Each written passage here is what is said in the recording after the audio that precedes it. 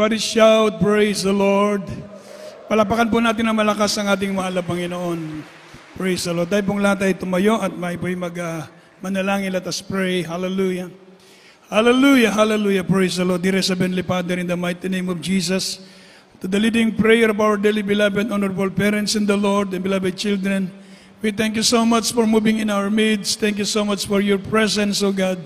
Thank you so much for the great privilege to worship you in spirit and in truth. Thank you so much for bringing our brethren here safe and sound, O God. Thank you so much for everything that you have done, for all the things that you have done in our lives, for all the things that you are doing, and for all the things that you are going to do. And we ask you, Lord, to please forgive our shortcomings, our weaknesses, our sins, our transgressions, and cleanse us, O God, from all unrighteousness. Make us precious into thy sight, O God, and help us, O Lord, to bring forth thy message, anoint thy word, and remove all hindrance, and bind the power of darkness. In the name of Jesus we pray.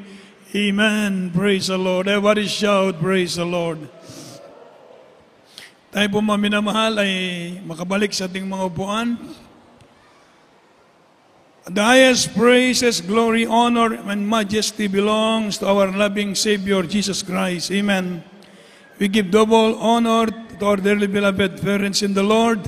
We remember the cherished, the blessed preaching and teachings of our dearly beloved evangelist Wildy Estrada Almeda and our beloved Honorable Stand Pastor Lina C. Almeda. Greetings to our beloved Almeda family, beloved preachers, workers, brethren, and visitors. Mayong hapon kanatong tanan, makusog nga palakpak para sa Ginoo. Praise the Lord. Hallelujah. Dalago ng Diyos, mga minamahal, ug happy Sunday worship kanatong tanan. Amen. Amen. So dalago ng Diyos, mga minamahal. So panahon karon sa pagsimba sa Ginoo. Everybody, amen. Amen. Panahon karon sa pagpaminaw usab sa pulong sa Dios. Everybody, amen. So atong ablian atong balang kasulatan. Amen. So likayan sa nato kining pagsigig lakaw. Everybody, amen. Sige sigig tabi sa atong katapat. Everybody, amen. Anya kita karon sa pagpatalingog sa pulong sa Ginoo. Makusog nga balakpak para sa Ginoo. Praise the Lord. Everybody say, praise the Lord. Nga naman maigsoon, sabi ng Biblia, sa Ecclesiastes chapter 5 verse 1, sabi po ng Ecclesiastes chapter 5 verse 1, mga minamahal, keep thy foot when thou goest, or when thou goest in the house of God. Ever, amen. Ingatan mo ang iyong paa sa pagpasok mo sa bahay ng Diyos. Ever, amen. Entering the house of God should be done reverently.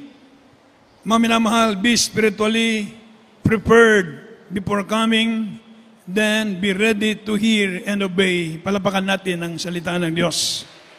Sa pagpasok natin sa bahay ng Diyos, sabi ng Biblia, mga minamahal, be done reverently. Ever, amen. Gawin natin na merong pagtahod. Ever, amen. Buhaton nato ang pagsulod sa balay sa Diyos. Kung ananata sa balay sa Ginoo, sabi ng Biblia, this is the house of God. Ever, amen. So, sabi po ng Biblia, should be done reverently. Mga minamahal, be spiritually prepared. Ever, amen. Spiritually prepared, buot pasabot, andam kita sa pagpatalingog, andam kita sa pagpakpak. Ever, amen. Andam kita sa pagsingkit og hallelujah, praise the Lord, amen. Andam kita sa pagdayig, ever, amen. Andam kita sa pagpatalingog, sa pagsunod, sa kabubuton sa Ginoo, ever, amen. So nya kita karon sa bahay ng Dios, ever, amen. Ugaliin natin kapag tayo na sa bahay ng Dios, maminamahal, gawin natin ang buong galang, ever, amen. Kung pupunta ka sa Malacanang, pupunta ka sa mga lugar, mga minamahal, nandoon yung respect mo, ever, amen. Pupunta ka doon sa munisipyo, nandoon yung pagtahod nimo, ever, amen. Lalo na nandito tayo sa bahay ng Diyos, palapakan natin ang malakas ang mahal na Panginoon. Kung ginagalang natin yung mga tao na ating pupuntahan doon sa munisipyo, o anumang okasyon yon, mga minamahal, may kasalan man, merong mga birthday party, lalo natin bigyan ng halaga at pagpapahalaga at paggalang kung tayo nasa bahay ng Diyos. Amen. Dahil ang Diyos nasa ating kalagitnaan. Amen. Ibig sabihin, mga minamahal, sabi ng banal na kasulatan, mga minamahal, be ready. Be spiritually prepared. Amen. Before coming, then be ready to hear and to obey. Handa tayong maminaw, o handa tayong sumunod. Amen. Hindi yan ang topic ko, mga minamahal, pero gusto ko lang ipa-remind sa atin. Amen. Gusto ko lang i-remind ang bawat isa sa atin kapag tayo nasa bahay ng Diyos. Kami madaling araw pa kami, 2:00 pa kami ng madaling araw gumising. Mga minamahal, 2:00 ng madaling araw, nagpupuri na kami sa Diyos. Amen. Sinisikap naming madamang presensya ng mahal na Panginoon. Amen. Pagkatapos alos buong araw na nakaluhod, mga minamahal. Amen. Taimtim na nakikinig, taimtim na nagpupuri sa mahal na Panginoon. Bakit ito'y sagradong lugar? Ito ay sagrado sapagkat mamit natin ang banal na presensya ng ating mahal na Panginoon. Everybody say, praise the Lord. So, nandito ang blessings. Everybody say, amen. Nandito ang pagpapala kung tayo nasa bahay ng Diyos. Nandito ang spiritual blessings. Amen. Nandito ang spiritual na pagpapala. Hindi natin makuha yan sa mall. Everybody say, amen. Hindi natin makuha ang spiritual na blessings sa mga business. Everybody say, amen. Amen. Ang spiritual blessing nandito sa bahay ng Diyos. Sumamba tayo sa mahal na Panginoon. Purihin natin ang Diyos. Damahin natin ang presensya ng mahal na Panginoon.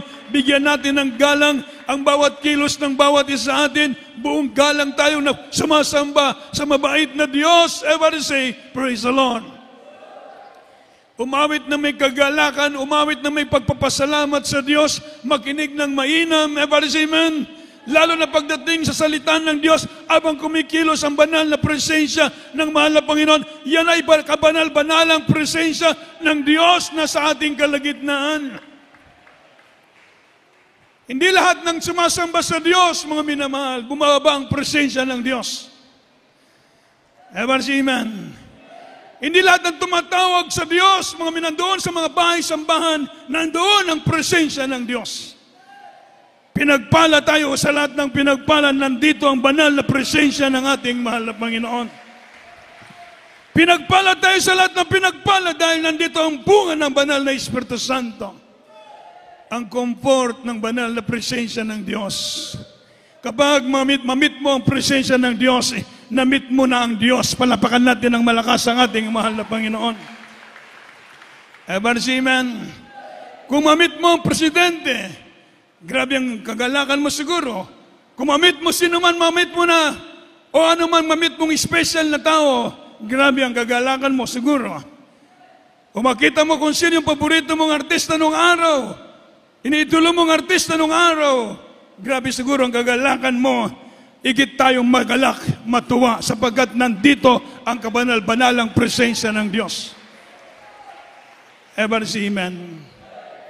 Kaya mga minamahal, muli nating ipinaalala, kapag tayo po ay nasa pananambahan, nandito na tayo sa bahay ng Diyos. Sabi po ng Biblia, be spiritually prepared. Ever see, amen. Doon pa lang sa bahay nyo, ako'y nabibless dito. Minsan nandito maaga yung mga kapatiran, matatanda. Mga 80 years old, 75 years old, nandito na, wala pang gawain. 2 hours before the service, nandito na sila, nagmuni-muni sa kabutihan ng Diyos. May hawak na Biblia, nagbabasa sa salita ng Diyos. Everybody say, praise the Lord. Amen. 2 hours before the service, nandito na. 1 hour before the service, nandito na. Matatanda pa, mga minamahal. Pero sila ay spiritually prepared. They want to worship the Lord. Everybody say, amen. So, bigyan natin ng halaga ito, mga kapatid. Dahil dito tayo pagpapalain ng Diyos. Everybody say amen. Kaya pagdating sa panambahan, itabi yung problema. Ever say amen? Itabi mo na yung transaction. Itabi mo na yung pag-uusap kung kanino-kanino. Focus tayo sa pagpupuri, sa pagsamba sa ating mahal na Panginoon. Amen. At sapagkat nandito, ang Diyos ay seloso. Ever say amen? Nung nandun ako sa Canada, sige ko tanaw balita, kay malingaw ba ko? Mga minamahal, pag mag-preach ko walang anointing. Nagtanong ako sa mahal na Panginoon, sabi ng banal na kasulatan, I am a jealous God. Ever say amen? Siloso ang Diyos. Ever say amen? Gusto ng mahal na Panginoon, mga minamahal, focus tayo sa ating pagpupuri, sa paglilingkod natin sa mahal na Panginoon. Wala tayong iniidulong tao dito. Wala tayong iniidulong politiko rito. Ang idinudulo natin ang Diyos. Isang malakas na palakpak para sa mahal na Panginoon. Ever say amen? Ang iduluhin mo ang Diyos. Hindi yung tao. Ever say amen? Sapagkat mga minamahal, sumpain ang tao, may tumitiwala sa tao. Hindi ang tao magbigay sa iyo ng kaligtasan. Hindi tao magbigay sa iyo ng magandang kinabukasan. Hindi tao magbigay sa iyo ng protection, pag-iingat, magbigay ng joy. Ang Diyos ang magbibigay sa atin ng lahat ng bagay na ito. Everybody shout, praise the Lord. Kaya mga minamahal, ito'y paalala lang para mga minamahal, bigyan natin ng kahalagaan ng ating pagsamba sa mahal na Panginoon. Tayo dadako sa salitaan ng Diyos.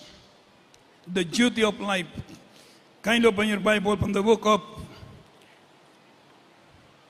dito tayo mga minamahal, from the book of Psalm, chapter 116, verse 13.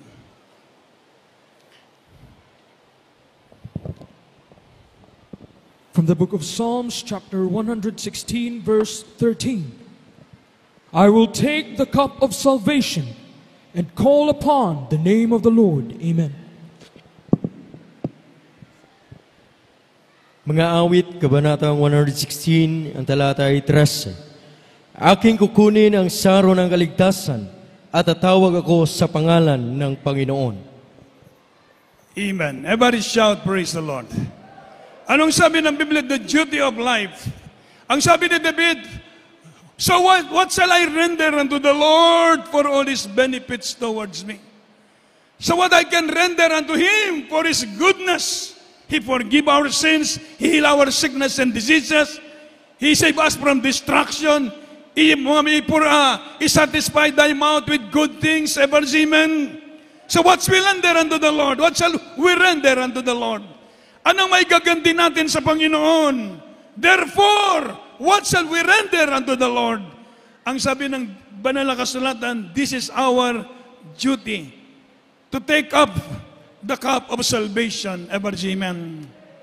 Ibig sabihin, appropriation, taking. Duty of life, appropriation, or taking.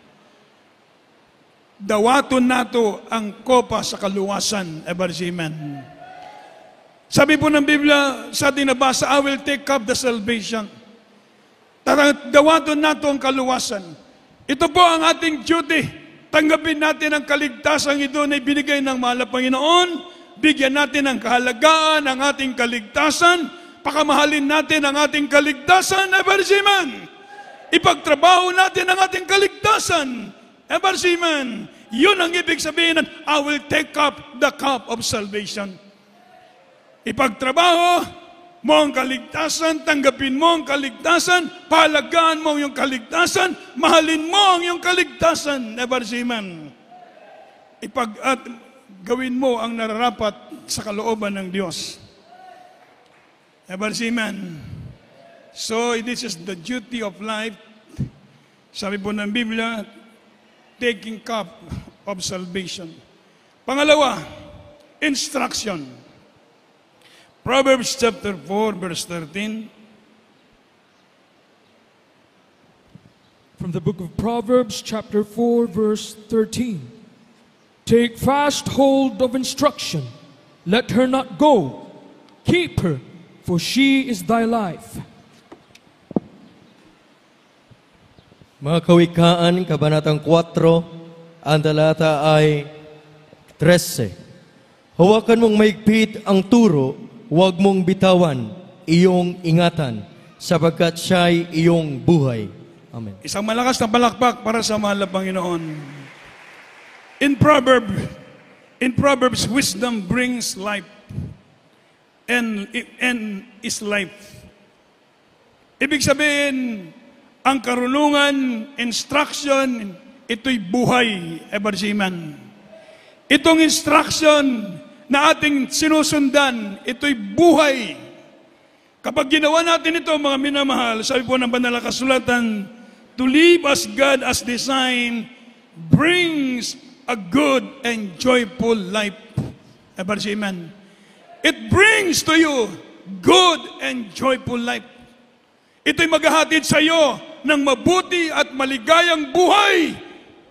Ebarsiman, ang instruction, mga minamahal nating sinusunod, kung ating pong tatanggapin ang instruction na ito, taking the instruction, mga minamahal, it brings good and joyful life.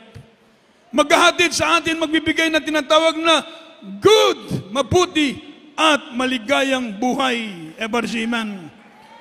Totoo po yun, Ebarsiman. Gusto mo ng maligayang, masayang buhay, gawin mo ang instruction, ang kalooban ng Diyos. Yakapin mo ang turo, Ebarsiman. Sabi po na, take fast hold of instruction. Let her not go. Keep her, for is thy life.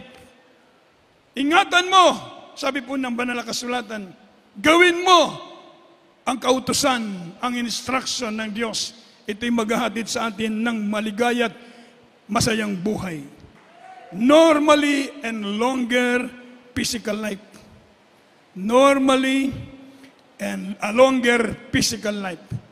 Magbibigay siya ng mahabang buhay. Bibigyan ka ng mahabang buhay. Napakalaga nito, Ebarsiman. Mga minamahal, another thing, moral and spiritual life. Moral ba?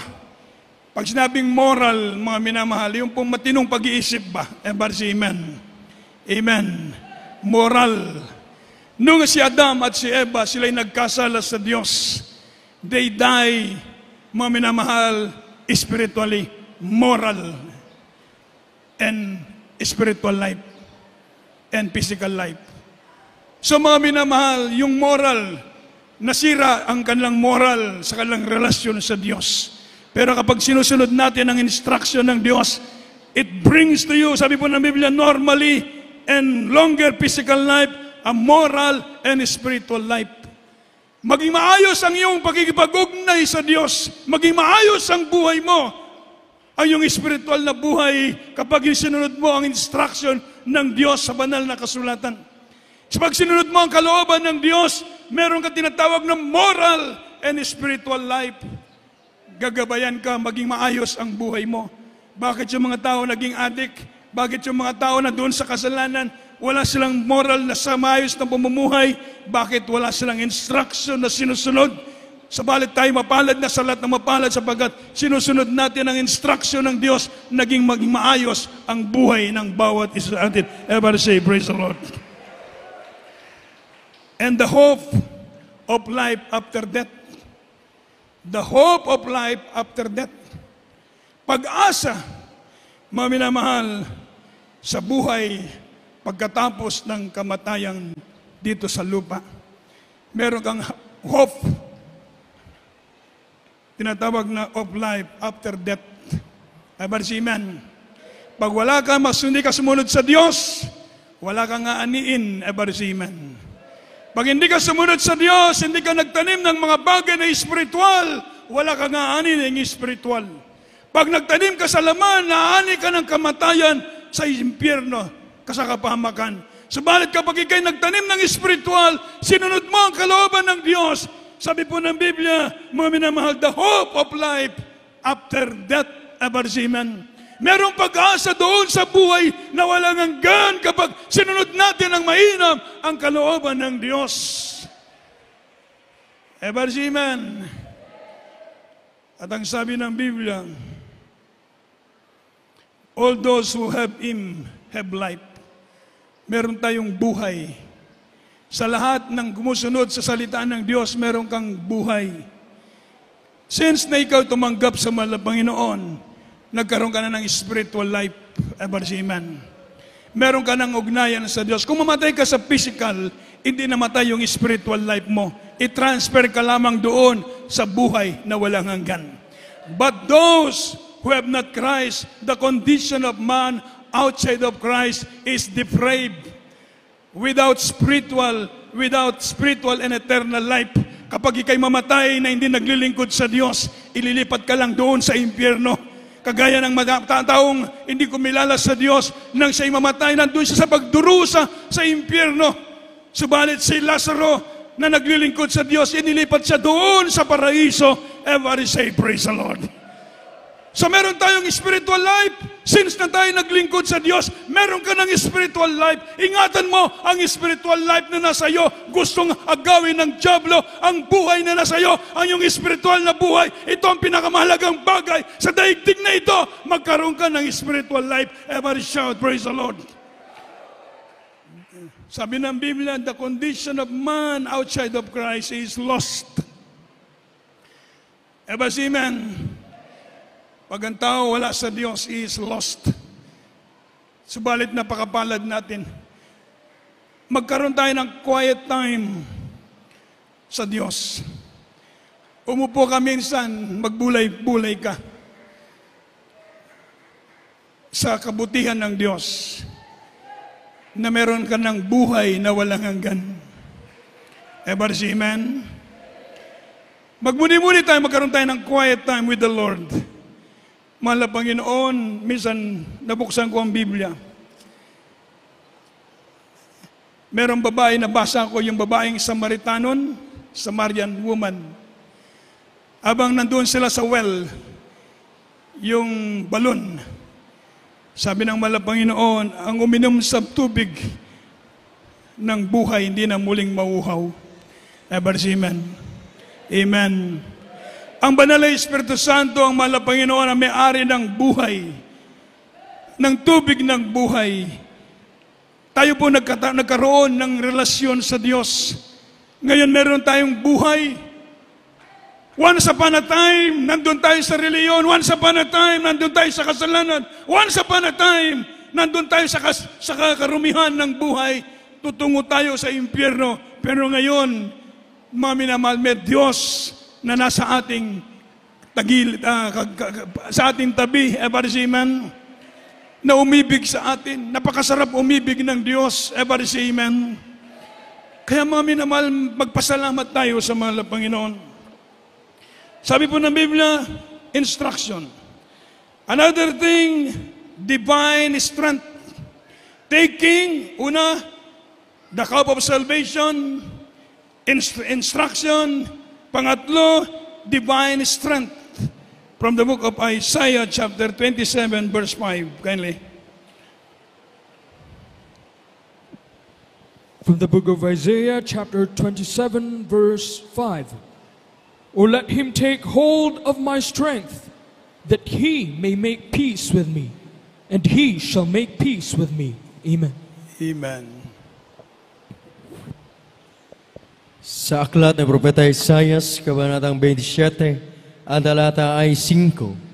O manghawak sana siya sa aking lakas, upang siya'y makipagpayapaan sa akin, oo, makipagpayapaan sa akin.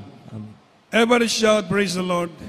So taking the divine strength, let him take hold of my strength, sabi ng mahal na Panginoon. Kunin natin ang kalakasan nagmumula sa Diyos. Ever say amen. Ang Diyos ang ating kalakasan. Kapag tayo po'y lumalapit lagi sa mahal na Panginoon, maging malakas ang bawat isa sa atin sapagkat siya ang atong kusog. Ever say amen. Siya magbibigay sa atin ang kalakasan ng mahal na Panginoon. Habang tayo nagmainit na naglilingkod sa Diyos, ika'y lalakas ng lalakas ng lalakas. Kaya sabi ng Biblia, oh, let him take the hold of the strength. Kapag tayo po'y nasa mahal na Panginoon, siya ang ating kalakasan. that He make peace with me, upang siya magkaroon ng kapayapaan sa akin. Ever say amen. Pag nasusunod natin ang kalooban ng Diyos, payapa yung isip natin. Ever say amen? Amen? Pag nakakalabag tayo sa kalooban ng Diyos, maggulo yung isipan natin. Amen? Kapag nandun tayo sa mahal na Panginoon, magkaroon tayo ng kalakasan, magkaroon tayo ng kapayapaan. Ever say, praise the Lord. Payapa ang isip mo. Magulo ang daigdig na ito. Totoong magulo ang daigdig na ito. Kaya mga minamahal, sinisikap natin ipaunawa, magulo ang daigdig na ito, mga minamahal, sa daigdig na ito, meron trouble, sabi ng Biblia. Ever say amen? Pero ang Diyos ang magbibigay sa atin ng kapayapaan. Ang ating Diyos ang magbibigay sa atin ng kalakasan. Maging payapa tayo kung tayo nasa mahal na Panginoon. Ever say amen? Nung araw, magulo yung buhay natin. Wala tayong kapayapaan. Nung tayo lumapit sa Diyos, siya ang ating kalakasan, siya ang ating kapayapaan. Ever say amen? So, taking the divine strength, tawato nato ang kusog nga nagagikan sa Ginoo. Ever say amen? Another thing, sabi po ng Biblia, taking all of life's opportunities. Luke chapter 19 verse 13. Taking all of life's opportunities. Luke 19:13. From the book of Luke, chapter 19, verse 13. And he called his 10 servants, and delivered them 10 pounds, and said unto them, Occupy till I come. Ang Ebanghelyo ayon kay Lucas, kabanatang 19, ang talata ay 13. At tinawag niya ang 10 sa kanyang mga alipin at binigyan sila ng mga 10 mina at sinabi sa kanila, ipangalakal ninyo ito hanggang sa ako'y dumating. Amen. Everybody shout, praise the Lord. All of life's opportunities. Sabi ng banal na kasulatan, occupy till I come. Sabi po ng Biblia, the parable of the 10 pounds illustrates that each redeemed believers has the responsibility to use faithfully what God has given him or her. Amen. Each of us has been given the opportunity, the time, and the means to live for Christ through acts of kindness, prayer, offering, and in any other ways. Amen. Ang bawat isa sa atin binigyan ng Diyos ng tinatawag nga responsibilidad. Amen. To use faithfully what was given to you. Ano bang binigay sa iyo ng Diyos? Ano bang pinagkaloob sa iyo ng mahal na Panginoon? Sabi po ng Biblia, mga minamahal, gamitin natin itong maminamahal para sa kapurihan ng Diyos. Ever say amen? Amen. Binigyan tayo ng time, binigyan tayo mga minamahal ng oportunidad ng Diyos, ang bawat isa sa atin lahat. The means to live for Christ, maminamahal through acts of kindness, prayer, maminamahal offerings, and many other ways. So lahat tayo po mga minamahal, binigyan, pinagkalooban ng Diyos na tinatawag mga minamahal na responsibilidad. So meron tayong responsibility na dapat nating igawin. Gawin natin para sa kapurihan ng Diyos, gawin natin para sa kalwalatian ng mahal na Panginoon, para sa iba, lahat ng ating ginagawa, gawin natin for the glory of God. Ever say amen.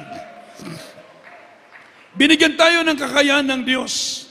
Iba't ibang kakayahan binigay sa atin ng mahal na Panginoon sa daigdig na ito. So ito po, maminamahal ang isagawa natin ang kalooban ng ating mabait na Diyos. Everybody say, praise the Lord. So ang sabi po ng Biblia, taking the all, tinatawag maminamahal na the all life's opportunities. Gawin natin ito para sa kapurihan ng Diyos. Another thing, making. tinatawag na making, mga minamahal, tinatawag na perfect example and a life to be transformed. Everybody say amen. So ang duty natin, making a perfect example and life to be transformed. Hindi tayo nabuhay sa daigdig na ito, tinawag ng Diyos hindi para maging palamuti. Tayo tinawag ng Diyos dito para kasangkapanin tayo ng Diyos para sa kapurihan ng ating mahal na Panginoon. So making life to be transformed. Everybody say amen. Sabi ng Romans 12:2, kindly open your Bible from the book of Romans chapter 12 verse 2. From the book of Romans chapter 12 verse 2. And be not conformed to this world, but be ye transformed by the renewing of your mind, that ye may prove what is that good and acceptable and perfect will of God. Amen. Mga taga-Roma, kabanatang 12, ang talatay 2. At huwag kayo'y magsiayon sa sanglibutang ito, kundi mag-iba kayo sa pamamagitan ng pagbabago niyong pag-iisip, upang mapatunayan ninyo kung alin ang mabuti at kaya-aya at lubos na kalooban ng Diyos. Ever shout, praise the Lord. Sa maliwanag po mga minamahal, ever say amen. Nasabi po ng Biblia, life to be transformed, huwag tayong makiayon sa daigdig na ito, kundi mag-iba tayo. So ang Kristiyano meron palang responsibilidad, binigyan tayo ng responsibilidad ng Diyos na mabuhay ng iba sa daigdig na ito. Huwag tayong maging gaya ng mga tao na sa sanlibutan, kundi mag-iba tayo. Be separate, sabi ng Biblia. Humiwalay tayo. Ibig sabihin ng humiwalay sa lahat tinatawag na mga bagay na hindi kinaluluban ng Diyos, iwalay tayo dyan. Ever say amen? At ang sabi ng Biblia, make an example. John 13:15, kindly, John 13:15. From the book of John, chapter 13, verse 15. For I have given you an example that ye should do as I have done to you. Amen.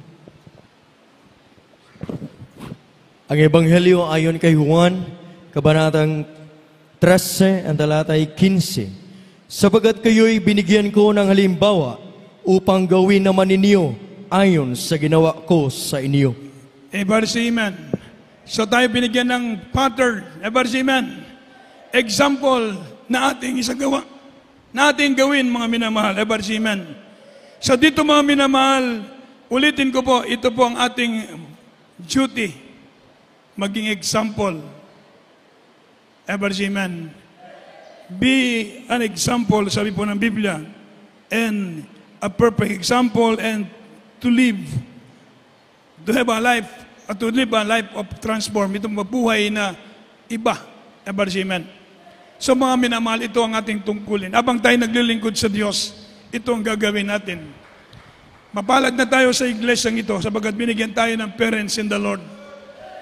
Ever say amen. Ulitin ko ang sabi ng Biblia, where there is no vision, the people perish. Vision from Hebrew word means asun. Ang ibig sabihin, mga minamahal, ang sabi po ng Biblia, mga minamahal,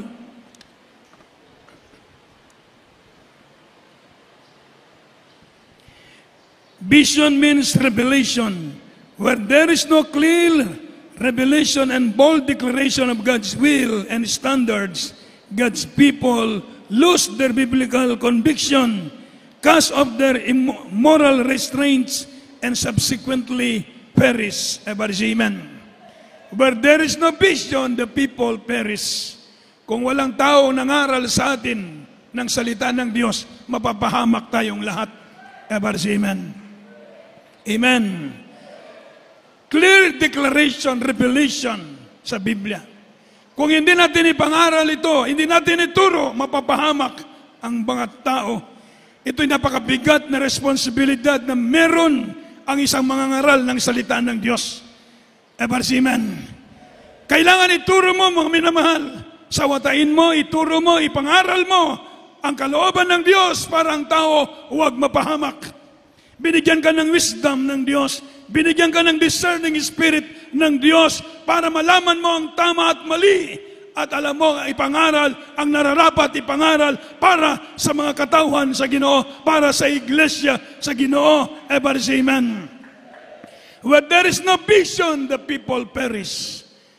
Kung walang vision o yung walang pangangaral ng ating beloved parents in the Lord, wala tayo sa iglesyang ito. Palapakan natin ng malakas ang mahal na Panginoon. Wala tayo dito sa ganitong pananampalataya. Hindi natin alam ito. Pero salamat, may ginamit ng Diyos para ituro sa atin ito. Para tayo po'y mapabuti at tayo po'y mapalapit sa ating mahal na Panginoon. Ever say amen. At tayo magmamana ng buhay na walang hanggan. Ito'y napakalaga. Kaya paulit-ulit natin itinuturo, ipinapangaral, mga minamahal. Bakit? To give warning. Ever say amen. And to educate the people of God. Ever say praise the Lord. Para wag silang mapahamak. Palapakan natin ng malakas ang ating mahal na Panginoon. Tayo pong lahat ay tumayo. Habang tayo nagpupuri sa mahal na Panginoon, awitan natin ang Diyos. Praise the Lord. Hallelujah. Hallelujah. Praise the Lord. Hallelujah. Glory to Jesus. The duty of life. Ulitin ko po mga minamahal, ang ating duty, sabi po ng banal na kasulatan, appropriation, taking the cup of salvation, instruction, divine strength, all of life's mga opportunities, and making example, mga minamahal, and a perfect example and life to be transformed. Purihin natin dakilang Diyos. Tayo magpuri sa mahal na Panginoon. Ikaw ang lakas. Yes. Ating awitin ng Diyos. Siya ang ating kalakasan, mga minamahal. Masaya ko sa aking tungkulin. Dumating man pagsubok, walang makapag-iwalay. Walang makakapantay sa'yo.